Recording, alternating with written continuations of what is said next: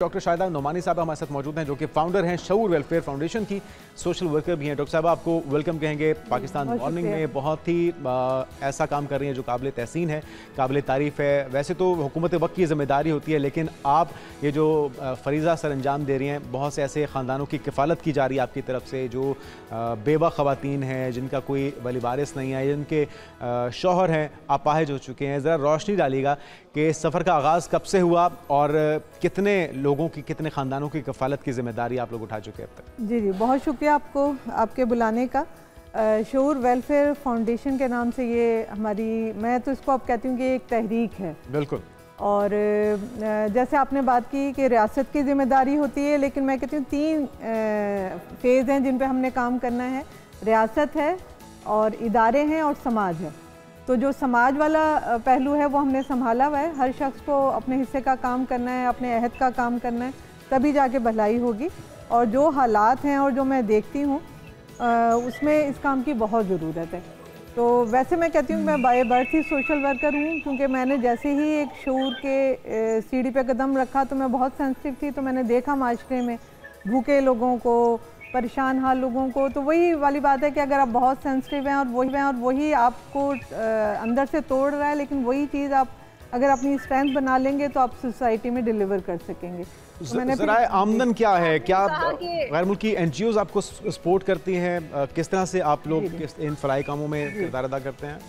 जी, हम अभी बिल्कुल फॉरेन फंडिंग पे नहीं है। मुझे लगता है कि हम जो हमारा जो मेजर प्रोजेक्ट है, जिसको हम अपना मदर प्रोजेक्ट कहते हैं, वैसे तो हमारे 14 प्रोजेक्ट हैं, लेकिन टाइम शॉर्ट है, फिर कभी मिले तो इंशाल्लाह इस पर बात करेंगे। जो हमारा बुनियादी प्रोजेक्ट है वो कफ़ालत है। अच्छा। और कफ़ालत से हम उसको ले जाते हैं खुद कफ़ालत तक, क्योंकि हमने डिपेंडेंट सोसाइटी नहीं बनानी। जैसे मैंने आपको बताया मेरा PhD सोशल वर्क में, तो हम साइंटिफिक सोशल वर्क को बेस करते हैं कि यानी एक भिखारी कौम नहीं बनानी, मांगने वाली नहीं बनानी।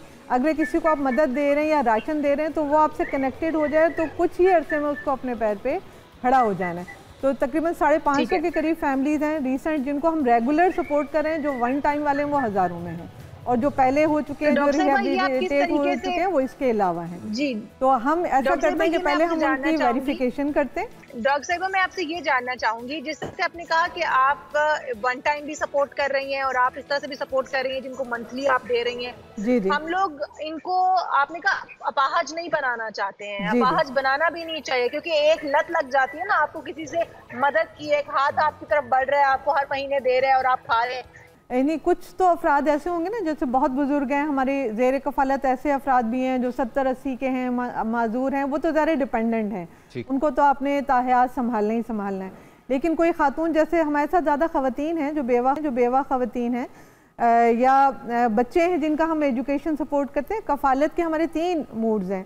हमारी एजुकेशनल सपोर्ट होती है, फिर इसी तरह से मेडिकली भी हम सपोर्ट करते हैं, वन टाइम भी और रेगुलर भी, और इसी तरह से एजुकेशन में भी। माशाल्लाह से हमारे जो 3 बच्चे हैं, अभी इस साल उन्होंने गोल्ड मेडल लिया।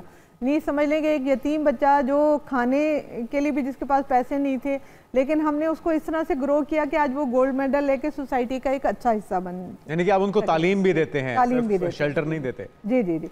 और इसी तरह से यानी शेल्टर हमारा अलग है, एक माँ घर के नाम से, शऊर माँ घर के नाम से हमने एक इदारा बनाया है, जिसमें बच्चियां भी हैं, यतीम बच्चियां हैं, या ऐसे माहौल से जो घर में महफूज नहीं है, या शेल्टरलेस ख़वातीन भी हैं, उसमें एज लिमिट नहीं है।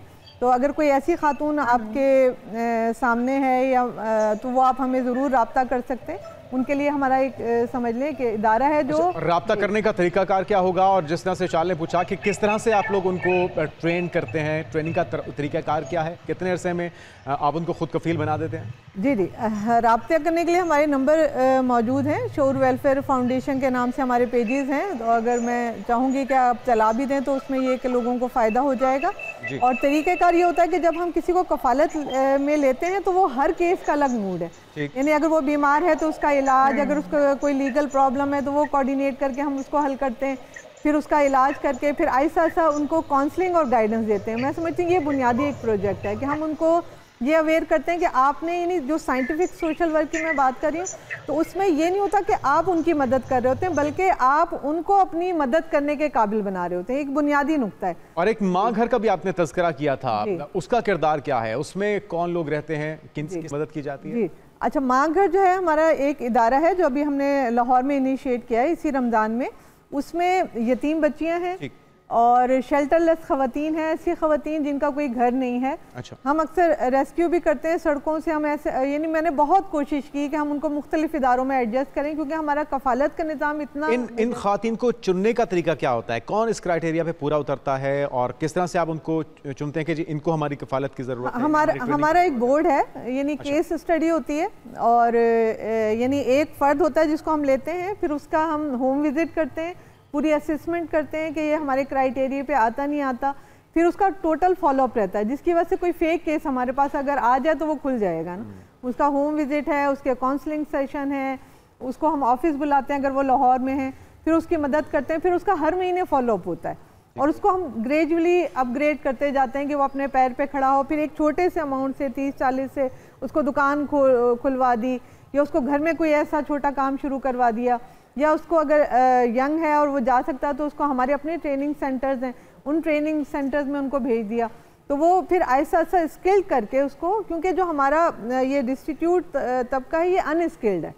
वो ख़वातीन जो मतलब ना वो मैनेजेरियल हैं कि वो बाहर जाके काम कर सकें। देखें, जिसके पास हुनर है ना वो सोसाइटी में अपनी जगह बना लेता है, लेकिन हमारे पाकिस्तान का प्रॉब्लम ये है कि हम यानी स्किल लेस वो हैं सारे के सारे लोग। मोटिवेट कैसे करते हैं दूसरा? क्योंकि हमने उम्मीद तौर पे जो पाकिस्तान का कल्चर है, जिस तरह आप भी बता रही हैं, हमारी हुकूमतों ने भी ऐसे बहुत से शेल्टर होम्स बनाए, बहुत से ऐसे इदारे बनाए जिसके अंदर सिर्फ उनको मांगने का या फिर रहने की जगह तो दे दी जाती है, लेकिन उनको ये हुनर नहीं सिखाया जाता, उनको खुद कफील नहीं बनाया जाता। तो एक बार ये जो लत लग जाए मुफ्त में खाना मिलने की या मुफ्त की छत मिलने की, तो उनको फिर इस लत से किस तरह से छुटकारा दिलाते हैं, किस तरह मेंटली तौर पर उन्हें तैयार करते हैं कि आपने खुद की कफालत खुद करनी है, अपने खानदान की कफालत खुद से करनी है? जैसे मैंने आपको कहा कि हमारा स्लोगन ये कफालत से खुद कफालत तक ना, हमने उनको ग्रेजुअली उधर लेकर जाना है। डिपेंडेंट सोसाइटी नहीं बनानी, वरना हम किसी की कितनी मदद कर सकते हैं।